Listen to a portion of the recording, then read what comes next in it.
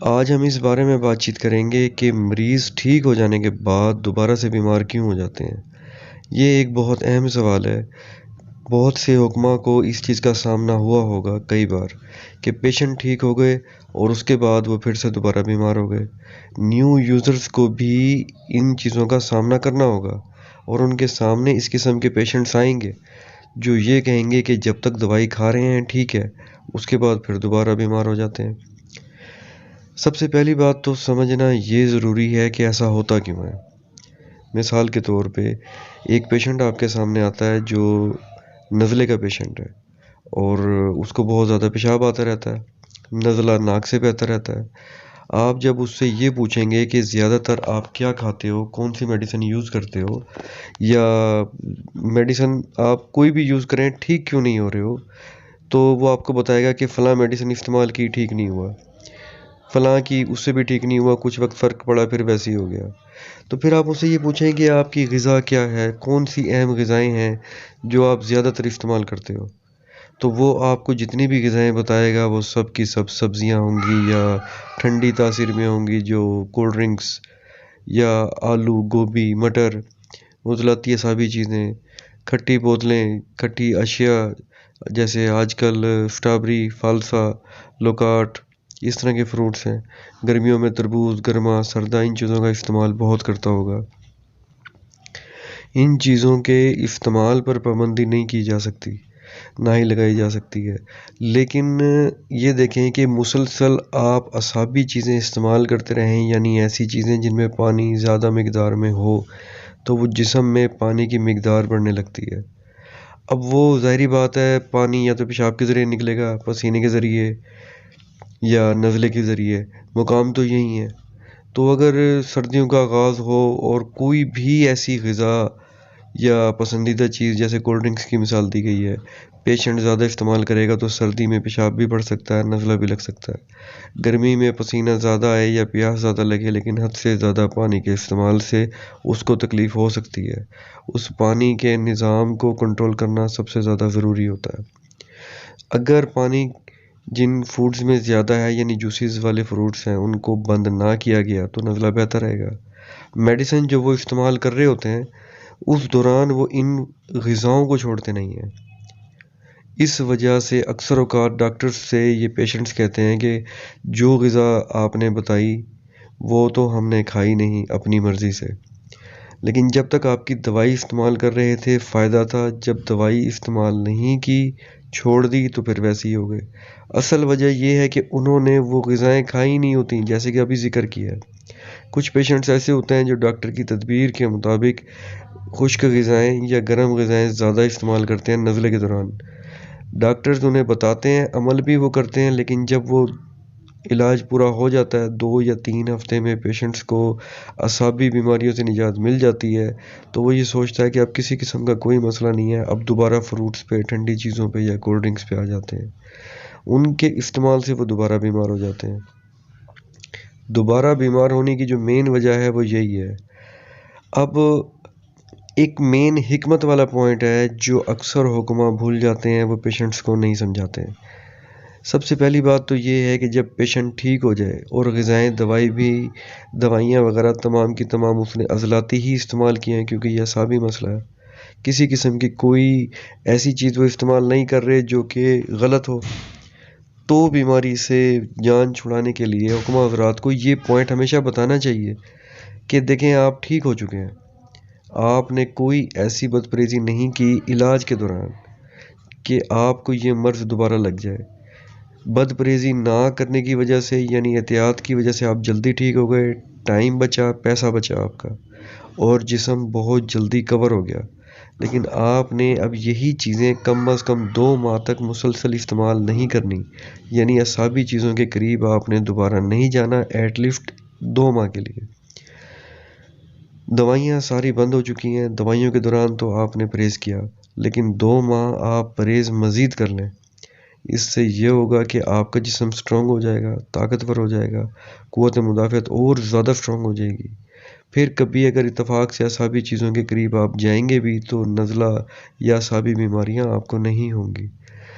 Patient یہ بات سمجھ لیتا ہے اور اس کے بعد وہ اسی چیز کے اوپر عمل کرتا ہے تو وہ پیشنٹ دوبارہ بیمار نہیں ہوتا. یہ سب سے مین ریزن ہے جو کہ بتانی چاہیے اور سمجھنی چاہیے. حکمہ حضرات اکثر اوقات یہ بتاتے نہیں ہیں.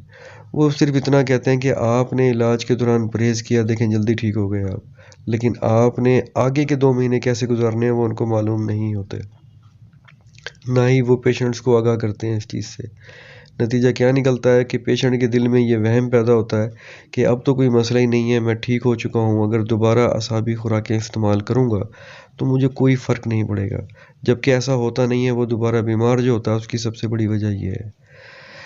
اب ایک اہم پوائنٹ یہ ہے کہ حکمہ حضرات اکثر اوقات میڈیسن میں اکثرات یا تریاک یا ملین ادویات استعمال کرتے ہیں. تو مرض کے حساب سے ان ادویات کو استعمال کر لینا بہت اچھی بات ہے. اس میں کوئی شک نہیں ہے کہ پیشنٹ ٹھیک بھی ہو جاتا ہے. اور جو غذائیں وہ بتاتے ہیں پیشنٹ ان کے ساتھ ان غذاؤں کو استعمال کرتا ہے، ان سے ان کو فائدہ بھی ہوتا ہے، پیشنٹ ٹھیک ہوتے ہیں.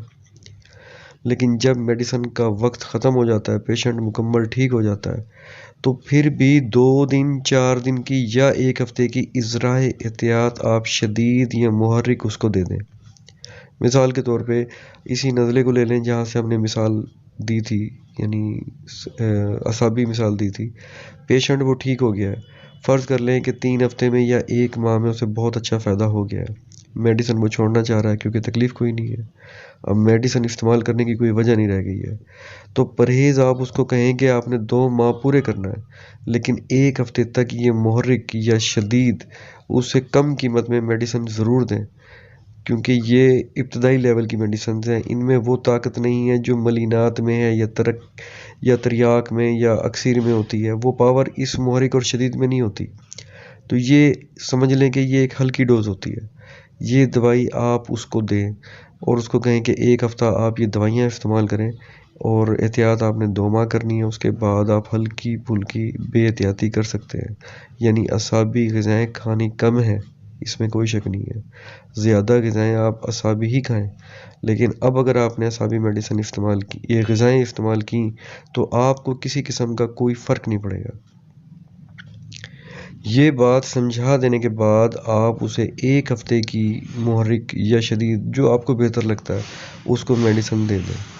اگر وہ تریاک یا ملین یا اکثیر استعمال کر چکا ہے 1 ماہ، تو اسے محرک دوائی ایکٹیو رکھے گی یا شدید دوائی اس کو بالکل ایکٹیو رکھے گی اور اس کے قوت مدافعت کو بھی بڑھائے گی، اور اس کے جو اثرات ہوں گے محرک یا شدید کے وہ اچھے خاصے ہوں گے.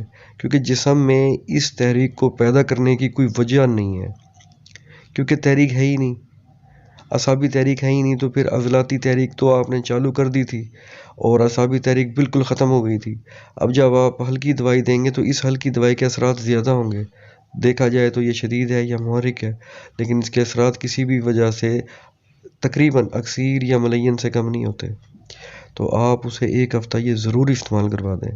اس طرح وہ پیشنٹ پرماننٹ ٹھیک ہو جائے گا اور پرہیز جو وہ کر رہا ہے اس سے یہ مرض اسے انشاءاللہ کبھی دوبارہ لگے گا نہیں.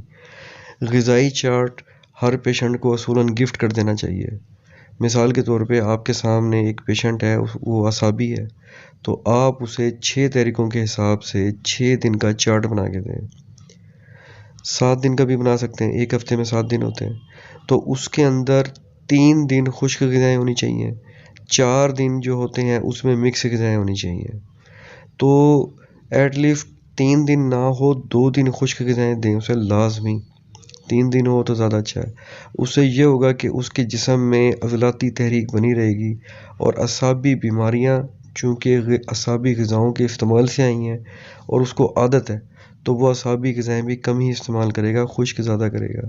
تو جن امراض کو لے کر آیا تھا، دیکھیں یہ بات ہو چکی ہے کہ اعصاب ایک بیماری ہوتی ہے لیکن اس کی علامات ہزاروں ہو سکتی ہیں.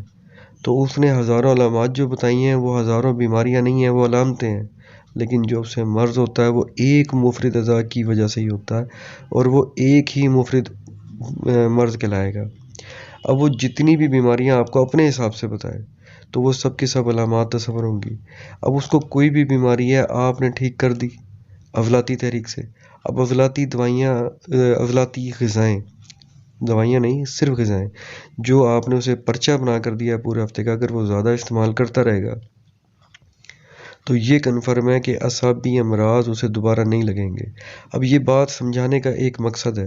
مقصد یہ ہے کہ جو شخص اعصابی امراض میں مبتلا ہو جاتا ہے، بعد میں وہ عضلاتی غذائیں بھی کھا سکتا ہے ٹھیک ہونے کے بعد، اور ٹھیک ہونے کے بعد وہ عضلاتی کھائے یا خودی کھائے، اسے اعصابی امراض نہیں لگیں گے.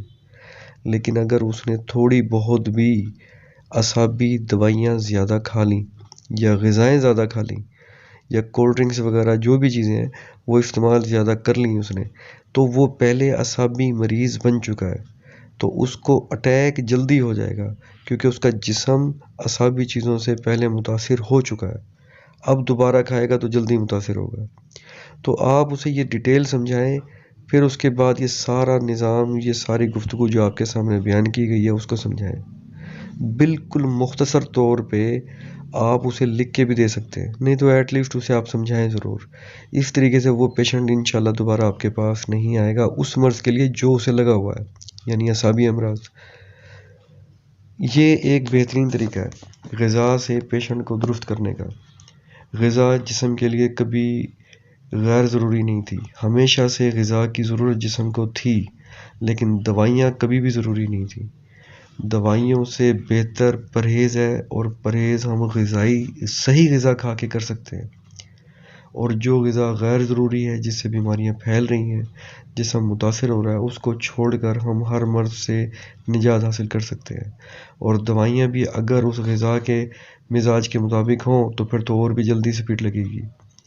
بہرحال یہ طریقہ آپ کے سامنے بیان کر دیا گیا ہے، آپ اس کو پھیلائیں اور پیشنٹ سے ڈسکس بھی کیا کریں تاکہ اس مرض سے متعلق دوبارہ سے وہ آپ کے کلینک میں نہ آئے.